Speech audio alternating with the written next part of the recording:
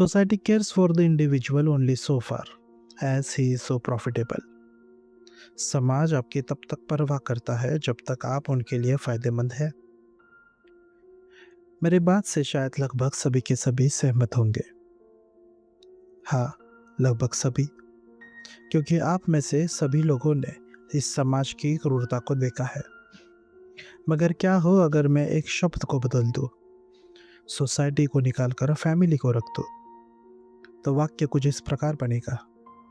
Family cares for the individual only so far as he is so profitable. यानी परिवार आपकी तब तक चिंता करता है जब तक आप उनके लिए फायदेमंद है। शायद अब आप में से कुछ लोग मेरे बात से सहमत नहीं होंगे, मगर जो लोग इस बात से सहमत नहीं है उनको मैं एक याद दिलाना चाहता हूँ। आपने ओल्ड एज होम का नाम सुना है? हाँ, वही, जहाँ पर अपने कुछ परिवार के सदस्यों को बाकी सदस्यों द्वारा छोड़ दिया जाता है, हमेशा के लिए, मरने के लिए। ओल्ड एज होम, जहाँ पे बूढ़े माँ बाप वो अपने बाकी परिवारों के लिए एक बोझ है, वो उनके लिए कोई काम के नहीं। अब वो उन्हें ना पैसा कमा कर दे सकते हैं ना उनकी देखभाल कर सकते हैं। सो ऐसे बूढ़े लोगों को परिवार के सदस्यों द्वारा ये कहे कि उनके बच्चों द्वारा ही छोड़ दिया जाता है। शायद अब आप में से कुछ लोग इस बात से सहमत हो, मगर मेरा अगला सवाल, क्या आपने कभी किसी परिवार में किसी माँ बाप को वो करता देखा है जो बच्चे माँ बाप के साथ करते हैं? मैं कहना ये चाहता हूँ कि एक आपके जैसे परिवार में जहाँ आप दिन रात परिवार के लिए हासिल कर रहे थे, वो परिवार अब आपसे छुटकारा पाना चाहता है। वो परिवार जिनसे आप प्यार करते हैं, वो परिवार जो आपके लिए प्यार जताता है, अब वो चाहता है कि आप चले जाए। कुछ पलों के लिए नहीं, कुछ समय के लिए नहीं, हमेशा के लिए। वो चाहता है आप मर जाए।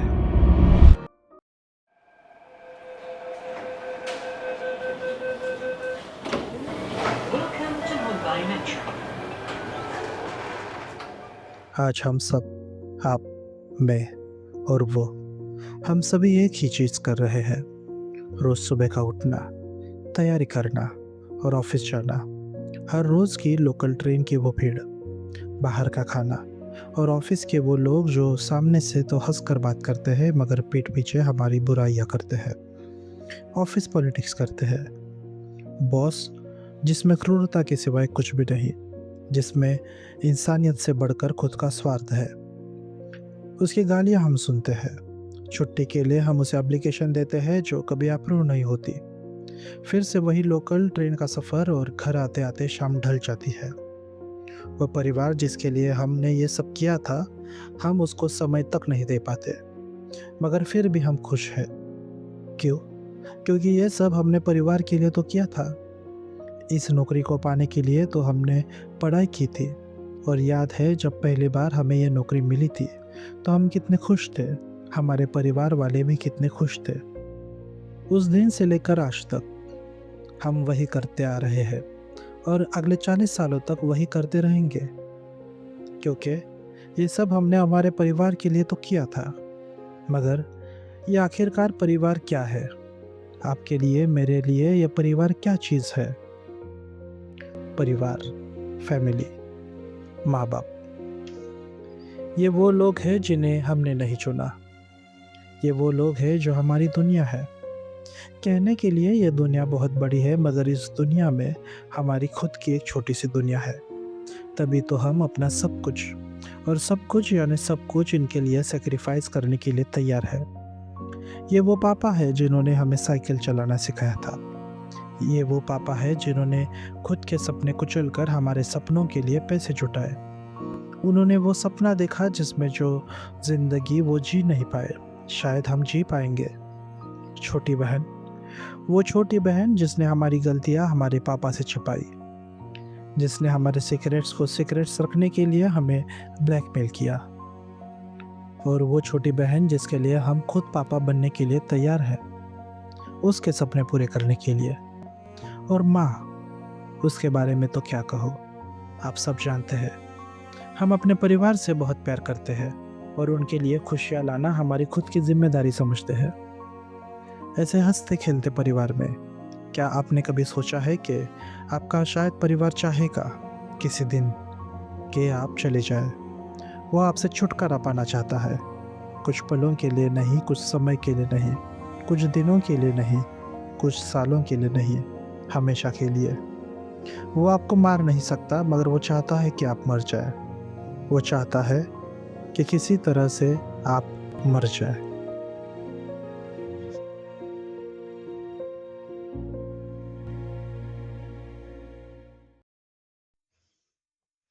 तो चलिए आज एक कहानी सुनते हैं, एक परिवार की कहानी, सेम्सा परिवार की कहानी, उसकी कहानी, ग्रेगर सिम्सा की कहानी।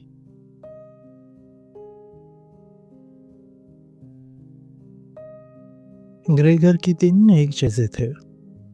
हर सुबह वो अपने छोटे से कमरे में उठता, अपना छोटा सा बैग उठाता और स्टेशन की तरफ दौड़ता। उसके चेहरे पर थकान होती थी, लेकिन आंखों में एक छोटी सी चमक होती थी, अपने परिवार के लिए कुछ करने की चमक। उसकी माँ उसके लिए चाय बनाती, पिता अखबार पढ़ते और ग्रेटे अपनी वायलिन के सुरों में खोई रहती।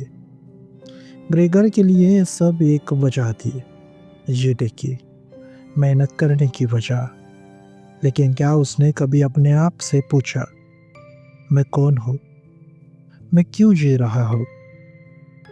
एक सुबह जब ग्रेगर ने अपनी आंखें खोली तो कुछ गलत था। सुबह के 5 बज रहे थे। उसकी ट्रेन छूटने वाली थी, लेकिन उसका शरीर वो अजीब सा लग रहा था।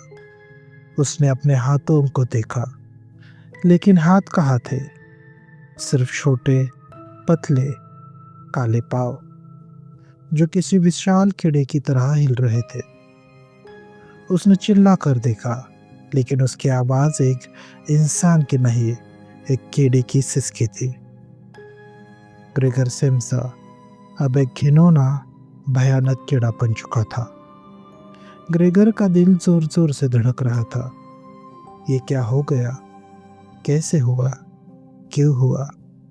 क्या यह सपना है? उसने अपने कमरे के बंद दरवाजे की तरफ देखा। उसका परिवार अभी सो रहा था। उसने सोचा, शायद ये सिर्फ एक बुरा सपना है।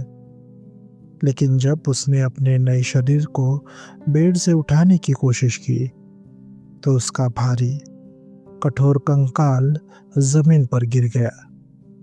ये सपना नहीं था, ये हकीकत थी। ग्रेगर के मन में तूफान उठ रहा था।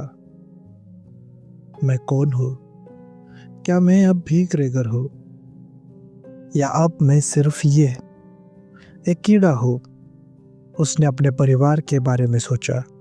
उसकी माँ जो हर सुबह उसके लिए चाय बनाती, उसके पिता जो कभी उससे प्यार से बात नहीं करते, लेकिन जिसकी आंखों में एक छुपा सा डर था, घर के खर्चों का डर। और ग्रेटे, उसकी प्यारी बहन जो वायलिन बजाती, जिसके सपने ग्रेगर के सपने थे। अब ये सब कैसे होगा? कैसे वो अपनी नौकरी करेगा? कैसे अपने परिवार को संभालेगा? उसकी माँ की आवाज गूंजी। ग्रेगर ने जवाब देना चाहा, लेकिन उसकी आवाज एक सिसकी थी। माँ बाप और ग्रेटे दरवाजे के बाहर चिंता में डूब रहे थे। ग्रेटे की आवाज में प्यार था, लेकिन डर भी।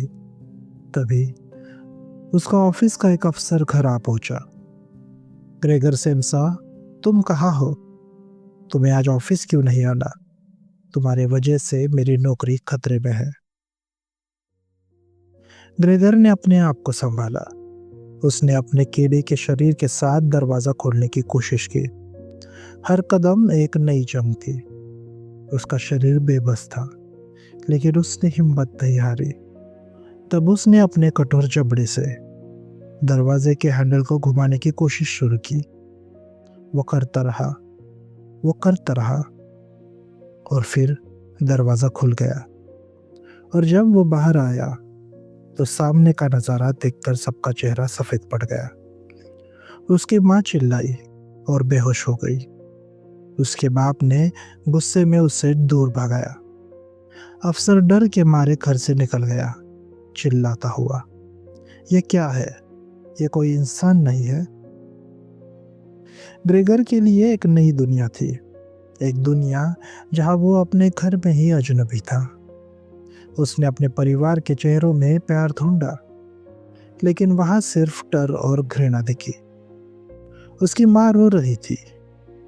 पिता गुस्से में चिल्लाए, इसे बंद कर दो, ये हमारा ग्रेगर नहीं है।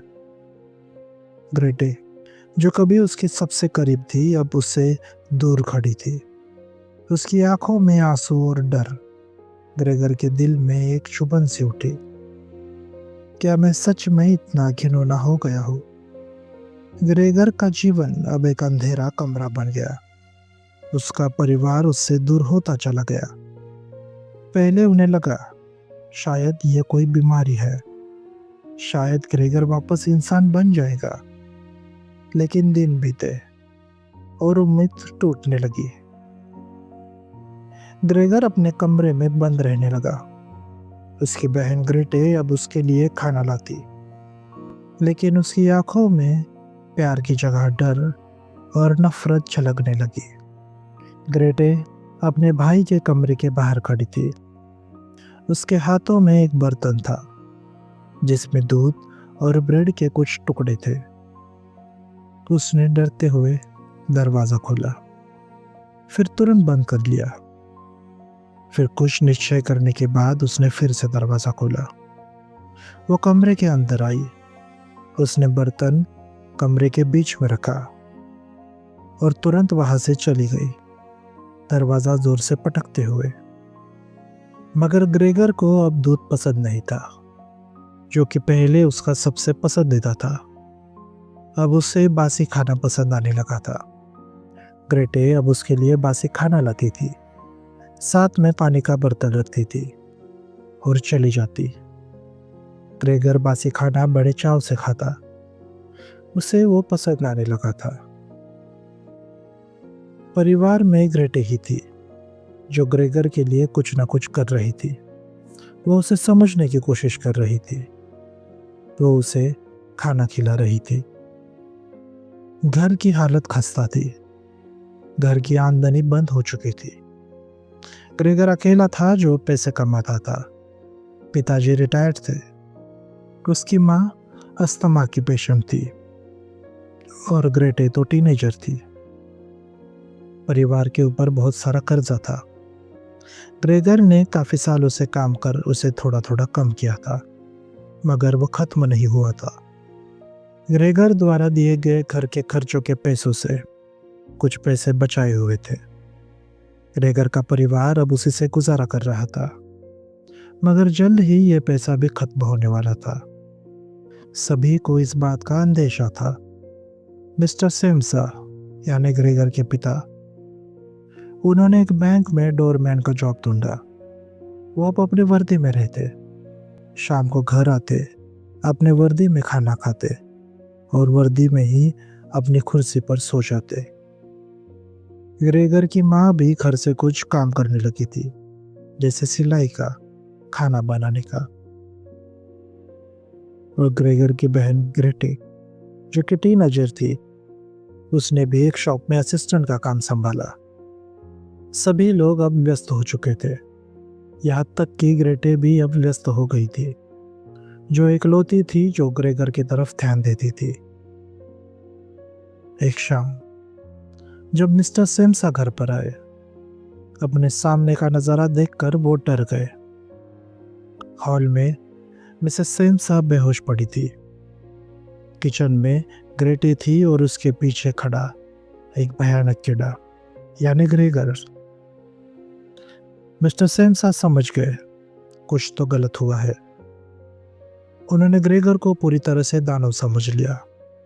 उन्होंने अपने हाथ में हर चीज से उसके ऊपर हमला किया। उनके हाथ में कुछ सेब लगे। उन्होंने सेब फेंक कर मारे। उसमें से एक सेब उसके कंकाल जैसे पीठ में धंस गया। एक जख्म बनाते हुए वो उसी के पेट में गड़ गया। ग्रेगर डरते हुए अपने कमरे में भागा और मिस्टर सेमसा ने दरवाजा बंद कर दिया। मिस्टर सेमसा का गुस्सा बढ़ने लगा था। पूरा परिवार शर्मिंदगी से महसूस कर रहा था। किसी तरह ग्रेगर को छुपाने की कोशिश कर रहा था, मगर अब वो थकने लगे थे। ऊपर से पैसों की कमी जो उन्हें हताश कर रही थी। कुछ पैसे कमाने के लिए उन्होंने अपना एक कमरा किराए पर दिया। कमरे में रहने के लिए 3 लोग आए, मगर वो लोग कुछ सख्त थे। खासकर सफाई के लिए उनका रुख सख्त था। मिस्टर सेमसा ने पहले कभी कोई कमरा किराए पर नहीं दिया था और वो अपने मेहमानों को खोना नहीं चाहते थे, इसलिए उन मेहमानों की हर बात को वो मानते थे। एक शाम जब मेहमानों ने ग्रेटे को अपने लिए वायलिन बजाने को कहा, मिसेस सेमसा ग्रेटे के साथ उसका वायलिन लेकर उनके कमरे में गई। ग्रेटे अपना वायलिन बजा रही थी। ये वायलिन की धुन ग्रेगर ने सुन ली। ग्रेगर को वायलिन की धुन आकर्षित करने लगी और वो चाहता था कि वो अपने ग्रेटे को प्रोत्साहित करे। उसने देख लिया था कि मेहमान ग्रेटे के प्रदर्शन में ज़्यादा रुचि नहीं रखते थे। ग्रेगर ने उसे एक अपमान समझा और वो चाहता था कि वो ग्रेटे के सामने जाए और उसके दिए गए प्रदर्शन को प्रोत्साहित करे। ग्रेगर धुन की आवाज़ से खुद को रोक नहीं पाया। वो धीरे धीरे उस कमरे की ओर बढ़ने लगा जहां पर सब थे और 3 मेहमानों में से एक ने ग्रेगर को देखा। उसने जोर से चिल्लाया और परिवार को एक शर्मिंदगी भरा भाषण दिया। अब पूरा परिवार टूट गया था। ग्रेगर अपने कमरे में लौटा। रात हो चुकी थी। ग्रेगर कमरे से हॉल की आवाजें सुन रहा था। उसकी प्यारी बहन ग्रेटे अपने माँ बाप से कह रही थी कि हमें इससे छुटकारा पाना होगा, नहीं तो यह हमें खत्म कर देगा। मिस्टर सेमसा पहले से ही गुस्से में थे। वो इस भयानक कीड़े से परेशान हो चुके थे। वो चाहते थे कि यह सिलसिला किसी तरह रुक जाए। मन ही मन उसका परिवार ये सोच रहा था कि किसी तरह ग्रेगर मर जाए। उनकी बातें ग्रेगर के मन को लगी। उसने अपने आप को परिवार के ऊपर एक बोझ समझा। वो परिवार जिसकी जिम्मेदारियां उसने अपने कंधों पर उठाई थी, अब उसे बिल्कुल नहीं चाहता था। वे चाहते थे कि किसी तरह से ग्रेगर चला जाए। वो जानता था कि परिवार चाहता है कि किसी तरह वो मर जाए। ग्रेगर के पीठ में वो सेफ अभी भी धंसा हुआ था। उसे वो दर्द दे रहा था। ग्रेगर की इच्छा जीने की खत्म हो चुकी थी। उसने धीरे धीरे खाना बंद कर दिया। बिना खाए, पेट में जख्म के साथ और टूटे दिल के साथ वो अपने कमरे में सोता रहा। अगले दिन जब सुबह हुई, परिवार को उसके कमरे में ग्रेगर की लाश मिली। मिस्टर एंड मिसेस सेमसा और ग्रेटे के चेहरे पर एक दुख के साथ एक शांति थी, एक सुखद शांति। अब शायद वो आजाद हो चुके थे। अब उन पर कोई बोझ नहीं था। उस दिन उन तीनों ने अपने कामों से छुट्टी ली। तीनों ने एक साथ एक ट्राम पकड़ी और एक बीच पर चले गए। वो दिन उन्होंने ऐसा जिया जैसे उन्होंने काफी दिनों से नहीं जिया था। अब वो शांत थे और अपने भविष्य की चिंताएं कर रहे थे और अपने आने वाले सुखद भविष्य के लिए योजनाएं बनाए रहे थे।